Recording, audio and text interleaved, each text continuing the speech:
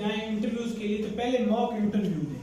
अपना कोई ऐसा कोई दोस्त है आपका जो ज़्यादा पढ़ा लिखा है, कोई रिश्तेदार है जिसमें जो इस प्रोसेस से गुजरा है, या फिर कोई एकेडमी वगैरह है, लाहौर में है, सरगोदा में है, तो वहाँ पर आप मॉक इंटरव्यू दें। मॉक इंटरव्यू से ये होगा कि जो आपकी बेसिक मिस्टेक्स हैं, जो आप बैठते किस तरह हैं, आप क्वेश्चन को हाथ ज़्यादा हिलाते हैं, कम हिलाते हैं, जल्दी बोलते हैं, जिस तरह का कोई भी प्रॉब्लम है तो वो सामने आ जाएगा, फिर उस पर बात करें।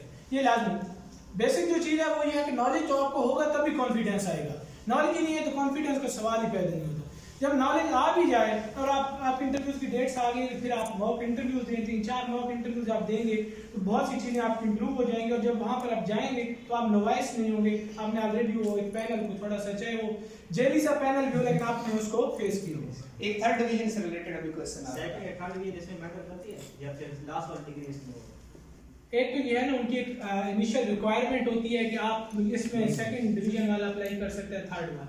वो उसमें अगर उन्होंने ऑलरेडी मेंशन कर दिया कि second division third division allow है या नहीं है तो वो एक गलत बात है। थर्ड बेटा इंग्लिश के अलावा अलाउ नहीं होती। अगर आपकी मास्टर्स इन इंग्लिश है उसमें थर्ड है तो आप चल जाएंगे। इसके अलावा अगर आप मैट्रिक, एफए, बीए कहीं भी आपकी थर्ड डिवीजन है तो नॉर्मली पीपीएससी में ये दर्ज होता है कि जितनी भी जो थर्ड डिवीजन कैंडिडेट है, चाहे एक ही क्यों ना हो, वो नॉट एलिजिबल है अनलेस कि आपकी हायर क्वालिफिकेशन हो।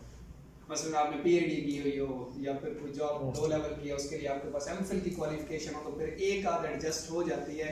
लेकिन जनरली अगर आपकी पूरी एजुकेशन है, वो मास्टर्स मांग रहे हैं या बैचलर्स मांग रहे हैं, तो उनमें से कोई भी थर्ड डिवीजन डिग्री है तो आप एलिजिबल नहीं होंगे अप्लाई करने के लिए। सर बहुत से लड़के बैठे हैं जो आप स्टूडेंट भी हैं, आप इसे हमें पॉलिटिकल साइंस की है और कुछ ऐसे हैं जो प्राइवेट कर रहे हैं।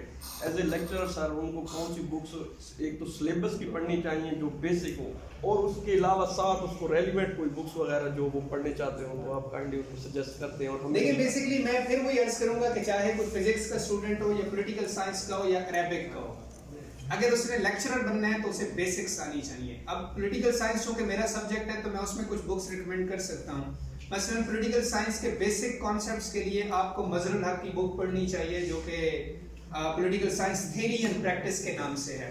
इसके अलावा पाकिस्तान मूवमेंट आपको बहुत अच्छे से क्लियर करनी चाहिए क्योंकि वो बड़ा अहम पोर्शन है 1857 टू 1947 तक, और उसमें ट्रैक टू पाकिस्तान एक बहुत अच्छी बुक है। इसके अलावा फिर पाकिस्तान की जो आगे की हिस्ट्री है 1947 टू प्रेजेंट, तो हामिद खान की एक बहुत मजेदार बुक है constitutional and political history of Pakistan, constitutional and political development of Pakistan. ये बहुत अच्छी बुक है। फिर मेन जो हम पॉलिटिकल साइंस की तरफ आए तो फिलॉसफी है। फिलॉसफी में आपको जुड हरवन पढ़ना चाहिए, वेस्टर्न पॉलिटिकल थॉट आपको बहुत अच्छे से आना चाहिए। ये 3-4 ऐसी चीजें हैं जो कोर है पॉलिटिकल साइंस का, एक फिलॉसफी, एक हिस्ट्री, एक पाकिस्तान मूवमेंट, और चौथी चीज बेसिक्स ऑफ पॉलिटिकल साइंस, और पांचवी और मोस्ट इंपॉर्टेंट चीज कॉन्स्टिट्यूशंस। आपको पाकिस्तानी, ब्रिटिश और अमेरिकन और स्विट्जरलैंड का कॉन्स्टिट्यूशन बहुत अच्छे से आना चाहिए, तभी आपकी पॉलिटिकल साइंस की ये तैयारी जो है ये कंप्लीट। इसके अलावा सर रेलेवेंट बुक्स वगैरह जो वैसे, इसके अलावा मैं आपको ये कहूंगा कि आपको ना अपनी रीडिंग स्किल्स एनहेंस करनी चाहिए। मसलन आप लोग पाकिस्तान मूवमेंट के अगर आप स्टूडेंट हैं, आपको अच्छा लगता है ये गांधी, जिन्ना और इस तरह के जो मामला थे, 1940 में रेजोल्यूशन हुई, 42 1946 में आप देखा जिन्ना पीछे हट गया पाकिस्तान बनाने से कैबिनेट मिशन प्लान में। अब ये वो चीजें हैं जो आपको पाकिस्तान स्टडीज की बुक नहीं पढ़ाएगी। पाकिस्तान स्टडीज तो सिंपल है, 1940 में आपने जनाब सोचा और 47 में आपने बना लिया। हालांकि रियलिटी ये है कि 46 में जनाब तो यूनाइटेड इंडिया पे राजी हो गए थे। जब कैबिनेट मिशन प्लान के वो प्रपोजल आया तो उन्होंने कहा ठीक है जी, हमें तो प्रोविंसेस में गवर्नमेंट चाहिए थी, पाकिस्तान तो एक थ्रेट था, ठीक है। प्रोविंशियल ऑटोनॉमी बेसिकली मुस्लिम लीग की डिमांड थी, पाकिस्तान को तो वो एक थ्रेट के तौर पे यूज कर रहे थे। और जब वो प्रोविंशियल ऑटोनॉमी 20 साल की जिद्दोजहद के बाद मिल गई, उन्होंने कहा ठीक है अब हम इकट्ठे रहेंगे 10 साल के लिए, 10 साल बाद देखेंगे पाकिस्तान का। अब इन चीजों को कवर करने के लिए आपको क्या करना पड़ेगा, पार्टीशन का एक पॉइंट ऑफ व्यू है जो कि मुस्लिम लीग का है, जो आप पाकिस्तान स्टडीज और आपकी जो कोर्स की बुक है आप वहां से पढ़ते हैं।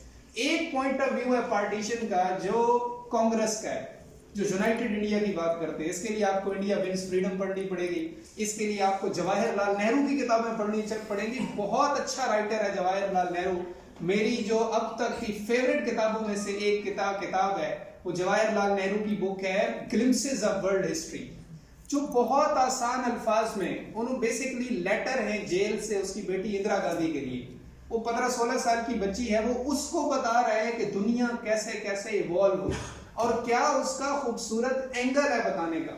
क्योंकि वो एक पॉलिटिशियन था, मैं एक एग्जांपल शेयर करूंगा, बात लंबी हो रही है। अब हजरत मोहम्मद मुस्तफ़ा सल्लल्लाहु अलैहि वसल्लम ने दीन इस्लाम की जब तबलीग की शुरू की, तो इस हवाले से वो अब देखें कैसे उसको पॉलिटिक्स के एंगल से देख रहा है। अब उसने कहा कि नबी पाक सल्लल्लाहु अलैहि वसल्लम का जो नबी होना है या इस्लाम का जो फैलाना है, ये बड़ी बात नहीं है।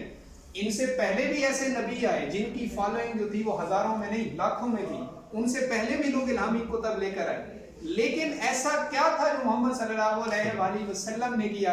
अब वो कहते हैं कि ये जो बेसिकली इस्लाम का फैलना है, ये उनकी टीचिंग से ज्यादा उसमें पॉलिटिक्स का अमल दखल है। कैसे कि पहले 20-22 साल तक आपके साथ 8-10 हजार लोग थे टोटल। आप फतेह मक्का तक भी जाएं तो 8-10 हजार लोग होते हैं जो उनके साथ लड़ने वाले होते हैं।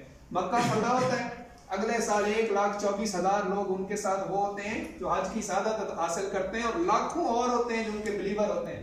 ऐसा क्या हुआ जो एक साल में हो गया? पॉलिटिक्स।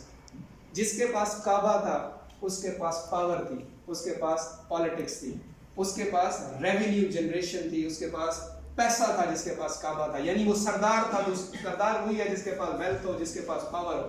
तो जो जब आप सरदार बन गए अरब के, तो लोग हजारों नहीं लाखों की तादाद में आपके साथ शामिल हुए। फिर उन्होंने कहा बड़ी बात ये नहीं है कि बहुत सारे लोगों ने इस्लाम कबूल कर लिया, बड़ी बात ये है कि एक ऐसी कौम को जिसका हिस्ट्री में नाम भी नहीं था। अरब आप लोगों ने पहले कभी नहीं देखे होंगे, कोई उन्होंने मुल्क फतह किए हों, उनको किताबें लिखी हों अरबों ने, कोई खास जिक्र नहीं है हिस्ट्री में। लेकिन नबी पाक सल्लल्लाहु अलैहि वसल्लम के 23 इयर्स का इतना असर है कि उसके अगले आने वाले जो 50-60 साल हैं उसमें अरबों ने किताबें लिखी, साइंटिस्ट हुई बने, दुनिया उन्होंने फतह की। ये देखें उसका एक एंगल है कि उसने देखा इसको पॉलिटिक्स की नजर से। तो ये एक मेरी बड़ी फेवरेट बुक है, ग्लिम्पसेस ऑफ वर्ल्ड हिस्ट्री। इस तरह की किताबें पढ़ें। फिर एक और पॉइंट ऑफ व्यू है जो अंग्रेजों का है कि भाई मुस्लिम लीग कहती थी हमने मुसलमानों के लिए बनाया, कांग्रेस कहती थी हम यूनाइटेड इंडिया चाहते थे, अंग्रेजों ने क्यों छोड़ा? उसके लिए आपको शेमफुल फ्लाइट बुक पढ़नी चाहिए। अब ये वो किताब है जो अंग्रेजों का पॉइंट ऑफ व्यू बता रही है कि क्यों वो लोग यहाँ से चले गए और उन्होंने इंडिया को उसके हाल पे छोड़ दिया। तो बेसिकली बात करने का मकसद ये है कि एक एंगल से नहीं, एक से ज्यादा एंगल से, और जिनकी रिप्यूट है उन राइटर्स को पढ़ें, जैसे स्टैनले वॉलपर्ट है, इस तरह के हिस्टोरियंस को पढ़ें। और वो वेल रिसर्च्ड बुक है, उनके बाकायदा हवाले लिखे हुए हैं कि भाई मोहम्मद अली जिन्ना ने अगर ये बात की तो उन्होंने कहाँ की, किस मौके पे की, कौन सी अखबार में छपी, साथ में बाकायदा वो हवाले भी दिए गए हैं। तो ये इस हवाले से बड़ा। अच्छा सर, मेरे इसी के साथ एक और क्वेश्चन है। मैंने सर अटैम्प्ट दिया लेक्चर की ना, तो आपसे पहले भी शेयर किया था कि 50-60% तो हम इन चीज़ों से कवर कर जाते हैं, लेकिन जो अब PPSC जब से पेपर लीक वगैरह हुए उसके बाद इन्होंने ये 1 पेपर MCQs भी और लेक्चर की पेपर जो है मुश्किल कर दिए बहुत ज़्यादा। तो उसमें जो मतलब तो इतनी चीज़ें आ जाती है जो गूगल पे भी नहीं मिलती। जैसे क्वेश्चन था 3 पेपर है, 4th reel of British constitution, तो वो जो है ना उसका कोई प्रेवी काउंसिल है या उसकी जो है ना पार्लियामेंट है, इस तरह के क्वेश्चन आ जाते हैं। या जो इंटरनेशनल रिलेशंस के इतने मुश्किल क्वेश्चन आ जाते हैं, कुछ थ्योरीज में आ जाते हैं जो मतलब कि कहीं देखे नहीं है। फैसल बड़ा ही मतलब कि अच्छा डिस्प्लेन करता है। सैयद कुतुब के बारे में, उनके बारे में पढ़ा था, तो उस बारे में पढ़ता मतलब कि वो चीज़ वो एक्सटेंसिव रीडिंग से आएगा, वैसे नहीं आएगा। बाकी पेपर टफ हो गया, अब वो ज़्यादा टफ हो गया। और जो सर है ना PPSC के जो पुराने जो है ना रेपुटेशन, अब वो उन्होंने छोड़ दिए हैं। MCQ रिपीट अब इतने नहीं होते, अब नए वो MCQ डाल रहे हैं। अब एक्सटेंसिव रीडिंग करनी पड़ेगी, पहले से ज्यादा पहले जॉब हो जाती थी जब वो सिर्फ इम्तियाज शायद में पढ़ते थे। अब उससे काम नहीं चलता। अब ये तमाम चीजें आप करेंगे तो आप इतने 4-5-6 सोर्सेज को लेके चलेंगे तो आपकी। जी प्लीज। सर आपने कहा था कि